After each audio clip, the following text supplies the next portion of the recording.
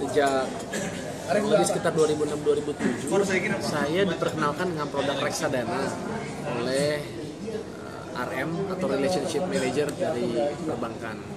Terus kemudian akhirnya saya membeli produk reksadana Schroders. 2 tahun kemudian aset saya meningkat 70%. Saya kaget. Apa nih sebenarnya sih isi dari reksadana ini? Oh, ternyata itu isinya adalah, kebetulan waktu itu yang saya beli adalah reksadana saham. Jadi saham-saham perusahaan yang tercatat di Bursa Efek Indonesia. Saham-saham yang sering kita lihat ada di sekitar kita, yang produknya sering kita konsumsi sehari-hari, yang sering kita pakai buat mandi, ya, bank dan lain sebagainya. Nah, disitulah akhirnya saya tertarik untuk memperdalam dunia investasi pasar modal.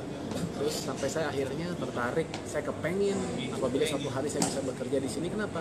Bukan hanya baik buat saya, tapi saya juga ingin bisa bantu banyak orang untuk hidupnya lebih baik lagi, lebih sejahtera lagi dengan disiplin berinvestasi. Kalau dulu kita zaman kecil disuruhnya kan menabung, tapi kita tahu bahwa menabung nggak akan bikin orang tuh bisa kaya. Kenapa? Kenaikan harga-harga ada sesuatu yang nggak bisa kita hindari. Makanya kita harus atau wajib kita berinvestasi. Investasi kemana? Tentu banyak. Ada yang bisa beli emas, bisa beli properti. Kenapa reksadana?